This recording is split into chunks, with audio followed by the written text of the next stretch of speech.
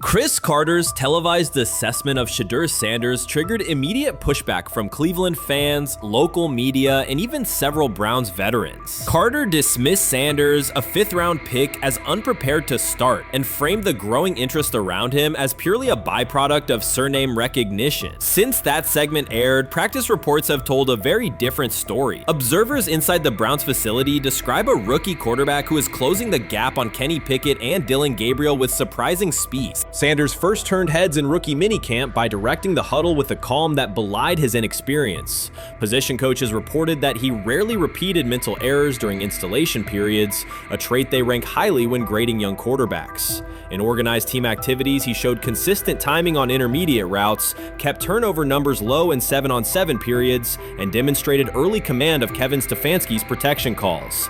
That steady execution earned him a handful of first-team snaps, reps that would ordinarily have belonged to Pickett by default.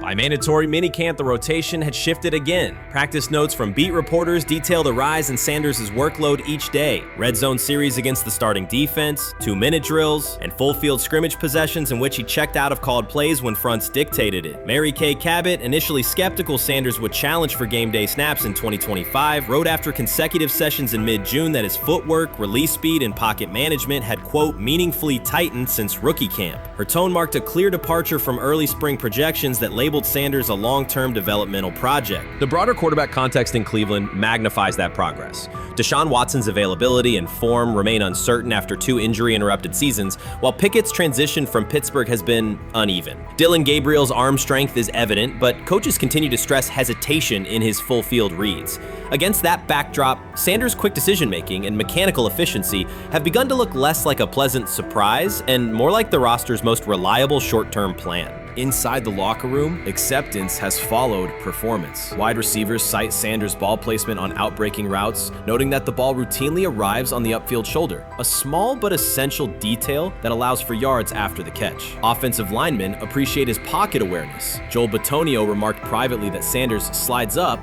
instead of bailing when edge pressure flashes. Defensive backs say his eye discipline forces them to hold coverage longer than they expected against a rookie. Such cross-positional respect develops only when day-to-day tape shows tangible improvement. The reaction to Carter's critique highlights a recurring double standard applied to young black quarterbacks. Traits celebrated as swagger or confidence in other players were labeled arrogance when associated with Sanders, yet the quarterback himself has not responded publicly. There have been no subtle social media jabs, no mention of critics in interviews, only repeated references to competing for every rep and learning from veterans. That measured approach, combined with hard evidence from practice, has softened earlier doubts among coaches who prioritize demeanor as much as arm talent.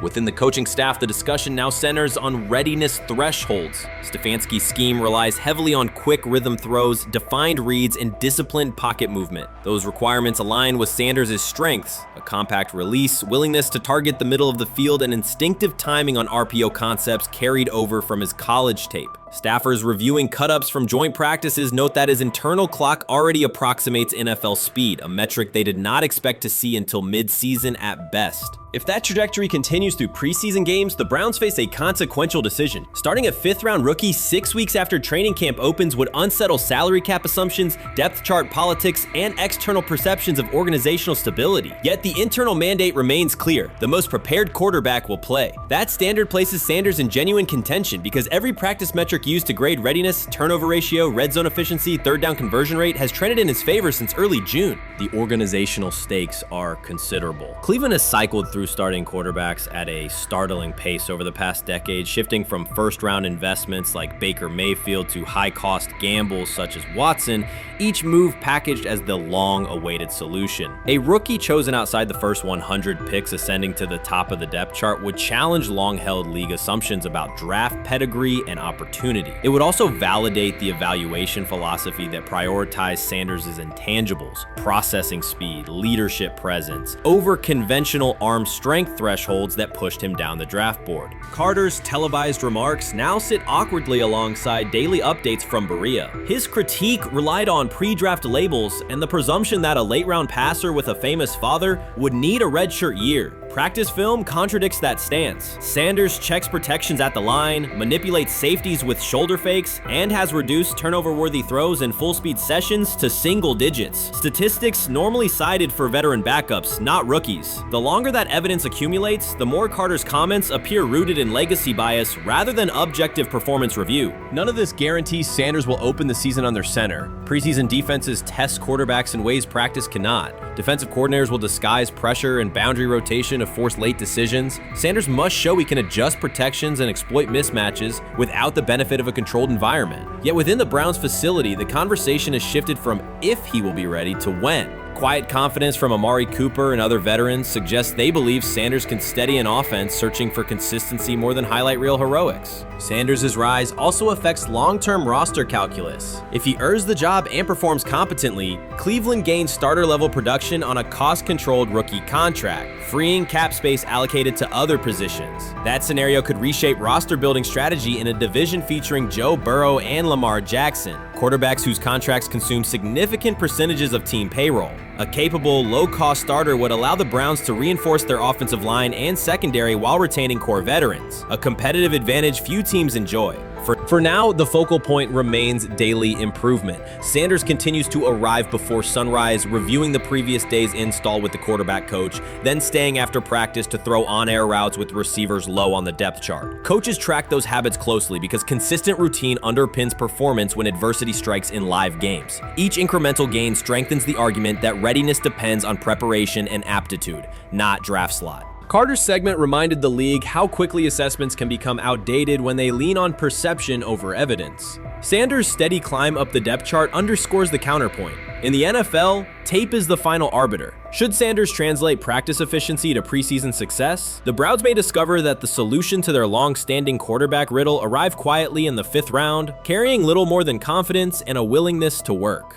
Sometime last week, and then, and I just tweeted that out again this morning, and then today the Joe Flacco one got posted. So running through this, and then of course we'll still have Dylan will be next, and then Shedeur will come last. As training camp nears, Mary Kay Cabot is providing straightforward analysis of the Cleveland Browns quarterback competition. The starter has not been named, but she has moved away from her earlier skepticism of Shedeur Sanders and now acknowledges his talent and potential. Cabot explained that if Joe Flacco is chosen to start week 1, it will mean he is the most prepared to play immediately. This approach would also give younger quarterbacks such as Kenny Pickett time to adjust, refine their skills, and maximize their potential while Flacco handles the early workload. She added that a Flacco start would not prevent Sanders from earning the position later in the season. The depth chart remains flexible, and Sanders' continued development could put him in line for an opportunity as circumstances evolve. Cabot also noted that Pickett could win the job for week 1, but he must demonstrate he can integrate smoothly with the offense and perform reliably under pressure. The Browns want a leader who can control the huddle, execute plays efficiently, and maintain composure. Pickett's performances in upcoming practices and preseason games will be critical in determining whether he secures the starting role or Sanders ultimately takes the reins as the season progresses. Things like that. It doesn't mean that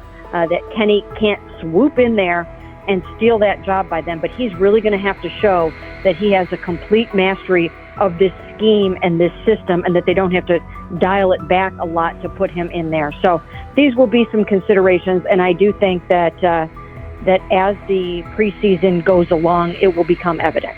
Mary Kay Cabot recently stated that Shedeur Sanders is ready, and the Cleveland Browns are monitoring him closely. After a strong showing during organized team activities and minicamp, Sanders has made notable strides in his development. With continued progress, he is expected to return to the field prepared to contribute meaningfully. The Browns coaching staff is tracking his growth, and anticipation about his long-term role is increasing. Cabot added that if Sanders maintains this trajectory and continues to demonstrate poise within the team, he will have a legitimate chance to earn the starting quarterback job. Each practice rep strengthens his case, reinforcing the possibility that his development could benefit both the player and the organization. As Sanders impresses, discussion about his future in Cleveland becomes more compelling. Cabot also emphasized Sanders' advanced understanding of the offense. She noted that his football IQ appears in every drill and that he seems ready to execute the Browns system at full speed. His ability to process defenses quickly and make decisive reads distinguishes him from his peers. With the appropriate opportunity, Cabot believes Sanders could become a genuine difference maker for the Browns. One area Cabot highlighted is Sanders' command of pre-snap adjustments. His capacity to diagnose defensive fronts and communicate changes gives him an edge and reflects high football intelligence. If he translates those reads into consistent connections with his playmakers, he could elevate the Browns' offense significantly. By comparison, Cabot said quarterback Dillon Gabriel is still refining his grasp of complex terminology and play calling. While Gabriel possesses upside, Sanders' comfort with intricate concepts and his ability to manage tight pockets under pressure give him a clear advantage at this stage. Gabriel must sharpen those elements to compete at Sanders' level. Cabot previously reported that Sanders had already earned first-team practice snaps ahead of Gabriel. Her latest update confirms that Sanders is now approved as the Browns' starting quarterback, solidifying the organization's commitment to him as QB1. Expectations are high, and his response to the challenge will be closely watched throughout training camp and preseason. Cabot further noted that head coach Kevin Stefanski authorized Sanders to take expanded first-team reps beginning next month. This milestone underscores Sanders' readiness and the coaching staff's confidence in his progress. As the regular season approaches, Sanders aims to cement his status as the starter, and the competition for that position is intensified. Though Sanders leads the race, Kenny Pickett remains in contention. Cabot stressed that Pickett must prove he can integrate seamlessly with the offense and perform consistently under pressure. His performance over the next several weeks will determine whether he can challenge Sanders for the starting role.